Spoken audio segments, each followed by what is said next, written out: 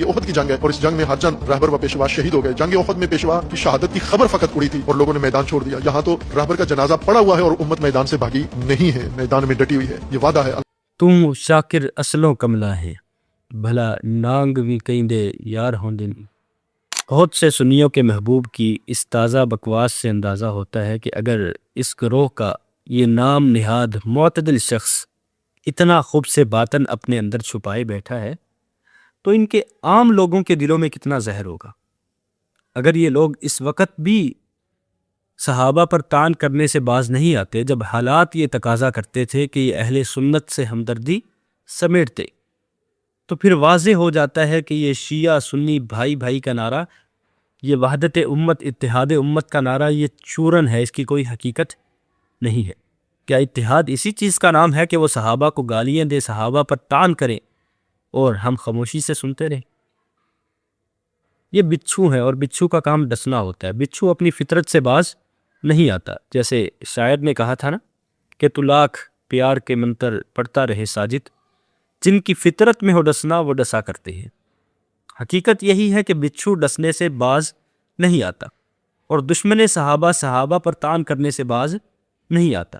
اس کی فطرت میں یہ چیز ہے, اس کی نیچر ہی ہے کہ صحابہ پر بدزبانی کی جائے اور وہ اپنی فطرت نہیں چھوڑ سکتا. جیسے بچھو اور سانپ کو دودھ پلا دیا جائے اس کے باوجود وہ ڈسنے سے باز نہیں آتے, ویسے ان لوگوں سے آپ جتنی مرضی پیار اور محبت کی پینگیں بڑھا لیں, یہ صحابہ پر طعن کرنے سے, صحابہ کو برا بلا کہنے سے, صحابہ پر بدزبانی کرنے سے باز نہیں آتے. یہ اپنی فطرت سے مجبور ہیں. یہ تو ان کے منہوں کی باتیں ہیں, جو ان کی کتابوں اور جو ان کے دلوں میں بغض بھرا ہوا ہے وہ اس سے کہیں باہر ہے. احد کی بات کرتے ہو نا کہ احد میں صحابہ کرام رسول اللہ صلی اللہ علیہ وسلم کو چھوڑ گئے تھے. تم نے احد کو صرف سنا ہے, تم نے صحابہ کی قربانیاں نہیں دیکھی. سیدنا انس بن نضر رضی اللہ عنہ 70 سے زیادہ زخم جسم پر آئے ہیں, جب ان کی لاش ملتی ہے تو انگلیوں کے پوروں سے پہچانی جاتی ہے. سیدنا طلحہ رضی اللہ عنہ نبی کریم صلی اللہ علیہ وسلم کے سامنے سینہ کر کے کھڑے اور فرماتے ہیں کہ میرے ماں باپ آپ پہ قربان, میں آپ کے لیے اپنے جسم کو ڈھال بنا رہا ہوں. سیدنا سعد بن ابی وقاص رضی اللہ عنہ نبی کریم صلی اللہ علیہ وسلم فرماتے ہیں ارمی یا سعد فدا کا ابی و ام, اے سعد تیر چلا تیرے اوپر میرے والدین قربان. میرے ماں باپ محمد عربی صلی اللہ علیہ وسلم کے والدین سعد بن ابی وقاص پر قربان.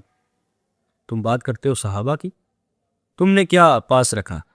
سیدنا ابو دجانہ رضی اللہ عنہ نبی کریم صلی اللہ علیہ وسلم نے اپنی تلوار دی, اس تلوار کا یہ پاس رکھا. کہتے ہیں کہ میدان جنگ میں ان کے سامنے عورت آ گئی, سر پہ لے جا کر کے تلوار پیچھے ہٹا لی کہ نبی کی تلوار ہے, میں اس کو داغ نہیں لگنے دوں گا. اور یہ بات وہ لوگ کیسے سمجھے جن کے ہاتھ شام اور عراق میں معصوم بچوں اور بے گناہ عورتوں کے خون سے رنگے ہوئے ہیں, جنہوں نے معصوم بچوں پر کلسٹر بم چلائے, ان پہ میزائل چلائے. سیدنا ابو دجانہ میدان جنگ میں یہ کہتے ہوئے اترے تھے کہ انا الذی عاہدنی خلیلی ونحن بالصفح لدى النخیل لا اقوم الدہر فی القیول اضرب بسیف اللہ والرسول, کہ میں وہ شخص ہوں جس نے اپنے محبوب رسول صلی اللہ علیہ وسلم سے عہد کیا ہے کہ میں کبھی میدان چھوڑنے والوں میں شامل نہیں ہوں گا, بلکہ اللہ اس کے رسول کی تلوار کے ساتھ دشمنوں پر ضرب لگاؤں. تم انہی صحابہ کے بارے میں اشارے کنایوں میں طعن کرتے ہو جن کے بارے میں اللہ نے واضح طور پر فرما دیا کہ اللہ رب العزت ان سے راضی ہے, اللہ رب العزت نے انہیں معاف کر دیا ہے, اللہ رب العزت نے ان سے درگزر کیا ہے.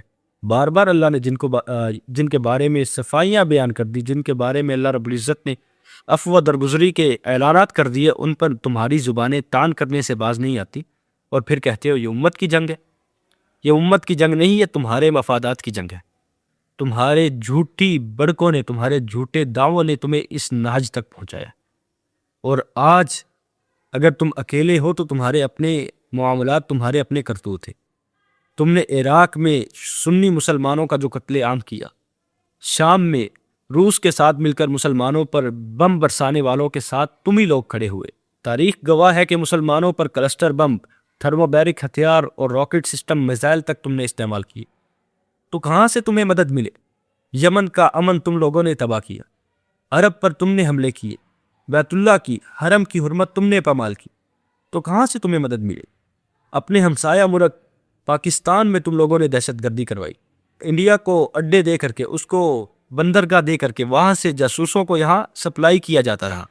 1979 کے بعد پاکستان میں جو دہشت گردی کی لہر اٹھی وہ تمہاری وجہ سے آئی، تب سے لے کر کے ابھی تک ہمارا ملک اس دہشت گردی کو جھیل رہا ہے۔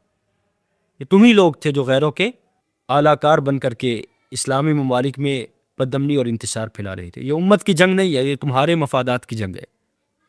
امت کے ساتھ جو تم نے پیار اور محبت دکھایا نا، وہ بیان سے باہر ہے کہ شام میں، عراق میں جو تم نے لاکھوں مسلمانوں کا قتل عام کیا ہے وہ کدھر جائے گا؟ اسرائیل سے زیادہ مسلم تو تم نے مار دیے۔ ایران نے اسرائیل سے زیادہ مسلمانوں کا قتل عام کیا ہے، تو بڑے مجرم تو تم ٹھہرے نا۔ کون سی امت کی جنگ ہے؟ روس کے ساتھ مل کر کے، بشار القلب کے ساتھ مل کر کے تم نے 10 سالوں کے اندر 15 لاکھ مسلمان قتل کروا دیے۔ چھوٹے چھوٹے بچوں کو جیلوں میں، معصوم بے گناہ خواتین کو، عورتوں کو جیلوں میں تم نے بھرا، ان کے ساتھ زنا بالجبر کرتے رہے تم ہی لوگ۔ صدام حسین کے خلاف تم لوگ امریکہ کا ساتھ دینے والے، کون سی امت کی جنگ ہے؟ اگر تم لوگ کہتے ہو کہ تم پر امریکہ نے حملہ کیا تو اس لیے امت کی جنگ ہو گئی، تم سے پہلے بھی امریکہ نے بہت سے اسلامی ممالک پر حملے کیے۔ افغانستان پر امریکہ نے حملہ کیا، تب امت کہاں تھی؟ کیوں نہیں گئے ان کا ساتھ دینے؟ صدام حسین پر جب امریکہ نے حملہ کیا تب تم لوگ کہاں تھے؟ تب امت یاد نہیں تھی؟